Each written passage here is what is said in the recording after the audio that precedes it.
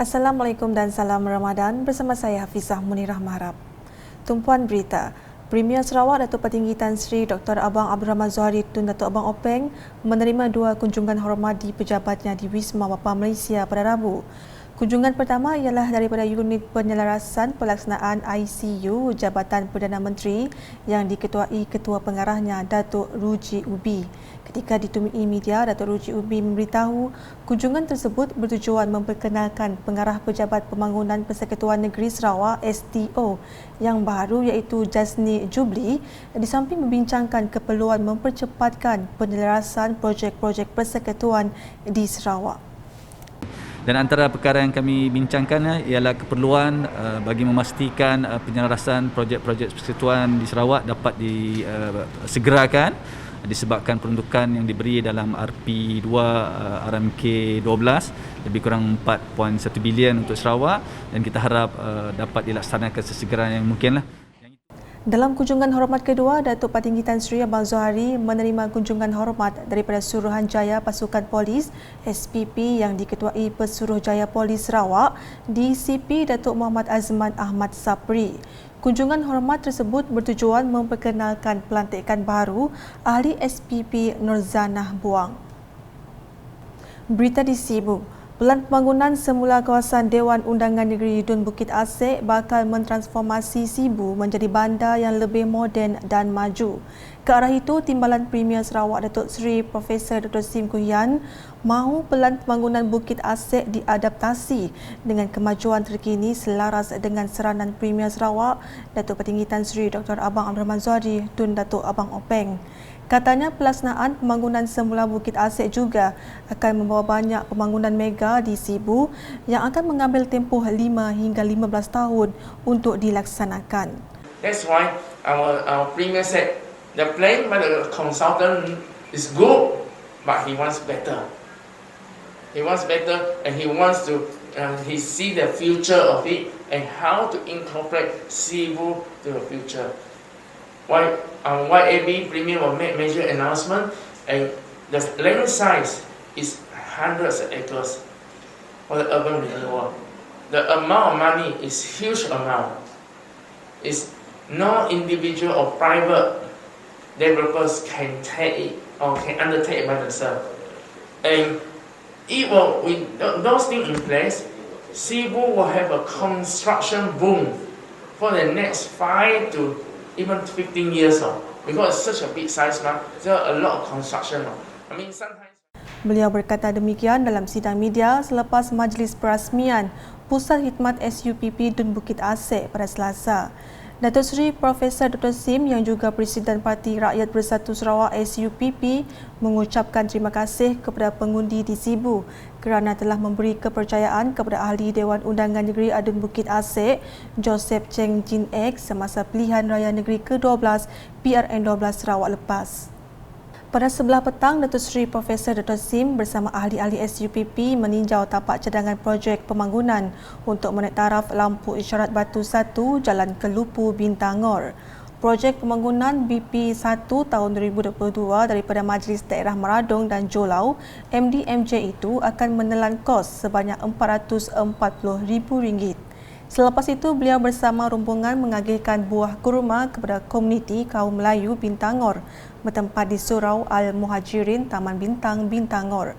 Sebanyak 250 kotak telah diagihkan kepada 5 buah kampung Melayu Bintangor iaitu Kampung Selemas Bintangor, Kampung Darul Falah Bintangor, Kampung Gemuan Jaya Bintangor, Kampung Skimbi Meradong dan Taman Bintang Bintangor. Turut serta Ahli Dewan Undangan Negeri Adun Meradong, Datuk Ding Kuang Hing. Berita selanjutnya, kumpulan Kulih Comrades akan membawa nama Sarawak di pentas dunia dengan memperagakan persembahan dalam acara berprestij di Venice Biennale Itali pada 21 hingga 26 April 2022. Menteri Pelancongan Industri Kreatif dan Seni Persembahan Sarawak, Datuk Seri Abdul Karim Rahman Hamzah berkata, ini merupakan satu pencapaian tinggi dan menjadi kebanggaan apabila membawa nama Sarawak di pentas antarabangsa. Bagi kita, apa-apa jemputan persembahan oleh pemuzik terutama sekali pemuzik tradisional yang membawa irama tradisi daripada Sarawak dapat keluar membuat persembahan di luar negara adalah satu pencapaian yang cukup tinggi sekali dan memberi kita kegembiraan. Jadi saya berharap mereka akan dapat membuat persembahan yang baik, pertunjukan yang baik di Venice nanti. Saya difahamkan mereka diberi keutamaan untuk membuat performance pada hari pertama. Dan ini menunjukkan bahawa mereka ini amat dihargai pencapaian mereka oleh pihak penganjur. Beliau berkata demikian selepas menerima kunjungan hormat daripada kumpulan Kuleh Comrades di bangunan Baitul Makmur 2 Kuching pada Rabu. Datuk Seri Abdul Karim yang juga Menteri Belia Sukan dan Pembangunan Usahawan Sarawak menambah ia sekaligus dapat membantu mempromosikan aktiviti pelancongan di Sarawak. Jadi saya mengucapkan tahniah dan syabas dan harapan kita mereka akan membawa nama baik Sarawak dan pada masa yang sama juga cuba mempromosi aktiviti-aktiviti pelancongan yang terdapat di Sarawak kerana dalam bulan Jun banyak sekali aktiviti-aktiviti pelancongan yang berkaitan dengan seni dan budaya yang akan diadakan. Antaranya adalah Rainforest World Music Festival, Borneo Jazz Festival yang akan diadakan dalam bulan Jun dan memandangkan mereka akan pergi ke Eropah. Bolehlah membawa brosur-brosur daripada Sarawak ini untuk diagih-agihkan ke pengunjung-pengunjung yang datang ke persembahan mereka nanti, insyaAllah. Sementara itu, salah seorang wakil kumpulan Kuleh Comrades, Stanley Benedict, menzahirkan perasaan bangga apabila dapat membuat persembahan di pentas Itali. Semestinya lah bangga lah. Teramat bangga sebab membawa hanya membawa nama band Kuleh Comrades, tapi berat juga tanggungjawab kami pikul sebab kami orang buat nama Sarawak dan Malaysia, mewakili Malaysia lah untuk ke Venice Biennale. There is pada orang very big achievement lah. Memang pengalaman besar untuk band yang baru digabungkan tau sebenarnya. Kami orang sekali lagi dari Kuleh Comrades, thank you dengan funding yang orang dah beri untuk fund kami orang pergi ke Venice, Italy. Thank you dengan Sarawak Tourism Board, pelancongan, MSS, Majlis Seni Sarawak. Terima kasih sebab dah beri kami orang dana untuk pergi menjalankan perjalanan kami mudah lagi lah. Beliau dalam pada itu merakamkan ucapan penghargaan atas sumbangan dan sokongan semua pihak yang membantu memudahkan urusan mereka kelak. Kuleh Comrade merupakan kumpulan yang terdiri daripada 6 orang ahli seni Bumi Putera Sarawak, iaitu 3 orang pemuzik dan 3 orang penyanyi. Berita diteruskan dengan Kerajaan Sarawak menerusi Kementerian Pembangunan Wanita, Kanak-kanak dan Kesejahteraan Komuniti KPWK telah memberi fokus kepada isu penyalahgunaan dadah dan substan di negeri ini.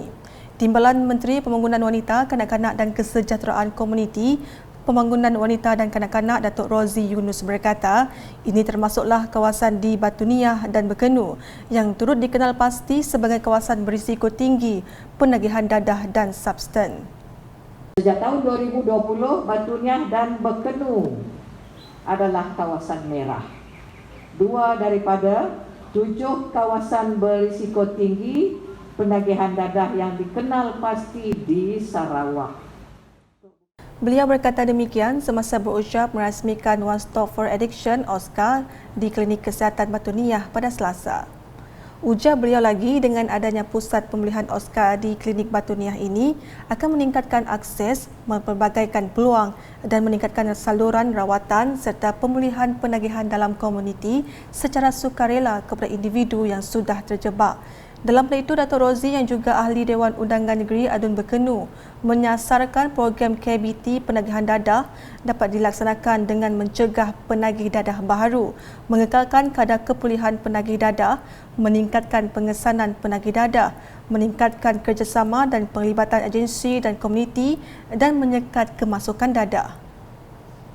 Berikutnya mengenai Ahli Parlimen Kota Samarahan, Datuk Rubiah Wang telah hadir di program Quran Hour pada Isnin. Program Anjuran Pertubuhan Kebajikan Islam Malaysia Perkim Cawangan Samarahan telah diadakan di Surau Darul Ikhlas, Kampung Empila Hulu itu sempena sambutan Nuzul Al-Quran. Datuk Rubiah dalam ucapan yang memberitahu amalan membaca Al-Quran penting sebagai panduan membentuk pelbagai aspek dalam kehidupan seharian.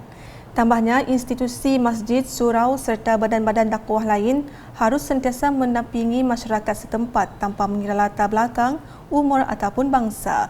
Jelas beliau lagi, dakwah Islam pula perlu disampaikan secara konsisten dan berterusan serta harus disampaikan dengan cara yang lebih berhikmah, bersesuaian dengan perintah Tuhan dalam Al-Quran.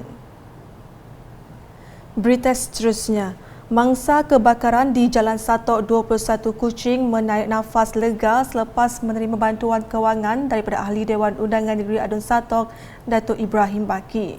Beliau telah menyampaikan bantuan tersebut kepada wakil keluarga mangsa semasa melawat ke tapak kebakaran pada Isnin. Selain itu, Datuk Ibrahim turut menyerahkan sumbangan kewangan daripada Parti Rakyat Bersatu Sarawak SUPP Satok dan juga Jawatankuasa Kemajuan dan Keselamatan Kampung JKKK Green Road. Katanya sumbangan ini akan dapat membantu sementara keluarga berkenaan sebelum membuat tuntutan insurans serta sebagai sokongan moral kepada mereka. Dalam pada itu, beliau menyifatkan kejadian kebakaran pada 14 April lepas itu sebagai ganjil di mana salah sebuah rumah terbakar 2 kali dalam tempoh 12 jam. Rentetan kebakaran tersebut, 2 lagi rumah bersebelahan turut musnah. Sehubungan itu, Datuk Ibrahim memberitahu pihaknya telah meminta pihak polis untuk membuat rondaan lebih kerap di kawasan itu. Beliau turut mencadangkan penubuhan sebuah pasukan kejiranan mesra KJM yang juga mampu membuat rondaan serta mempunyai akses untuk berhubung dengan pihak polis. Berikut pula, Bazar Aidilfitri Satok bakal menyemarakkan lagi suasana menyambut Lebaran pada tahun ini apabila dibenarkan beroperasi sepanjang Ramadan ini selepas 2 tahun tidak beroperasi. Hasil tinjauan wartawan Unit Komunikasi dan Penerangan Sarawak UKAS mendapati rata-rata peniaga menyatakan rasa syukur apabila Bazar Aidilfitri Satok dibenarkan beroperasi setelah 2 tahun tidak beroperasi akibat pandemik COVID-19. Menurut seorang peniaga yang ingin dikenali sebagai Along, beliau menyatakan rasa syukur dan gembira kerana telah dapat beroperasi seperti 2 tahun lalu. Kami rasa bersyukurlah, gembira kerana dapat buka macam tahun-tahun nanti yang PKP. Kami dah kira dah atas semangat dah. Saya dah rezeki lah, kerana situ rezeki kami. Sementara itu, seorang lagi peniaga yang ditemui, Leia Jelani, turut menyatakan rasa syukur dan gembira kerana para peniaga dapat menjana ekonomi mereka kembali. Yang selalunya macam tu lah nak, 8 tahun. Sebab oleh kerana COVID teriak, jadi kita seedar nak ke Datuk. Jadi Tok rasanya macam bangkit balik lah untuk peniaga-peniaga nak jana ekonomi balik lah. Untuk senang orang membeli barang, untuk meriah lagi Aidilfitri tak kelak. Rasa happy lah sebab yang Tok dah ditunggu-tunggu oleh rakyat Kuching kali. Manakala seorang peniaga yang dikenali sebagai Hafiz menyatakan rasa syukur kerana Bazar Aidilfitri Satok dapat menghidupkan kembali suasana Hari Raya Aidilfitri seperti 2 tahun lepas. Alhamdulillah lah sebab semua dah boleh buka bisnes pasal bazar tu. Sebab dalam masa lockdown tu COVID, bazar saya dah boleh buka apa semua. Tok dah boleh buka dah endemik tu. Alhamdulillah syukur lah semua dah boleh. Ada suasana balik dah, suasana raya memang semua. Sebab lama tu COVID, semua saya dah boring lah. Jadi dah boleh buka tu, jadi ekonomi naik balik dah semua insyaAllah. Bazar Aidilfitri Satok mula beroperasi pada 19 April sehingga 3 Mei 2022. Sekian edisi malam bersama saya Hafizah. Berita lebih lanjut boleh didapati di semua platform media sosial UKAS termasuk portal ukas.sarawak.gov.my dan UKAS Channel di YouTube. Salam UKAS.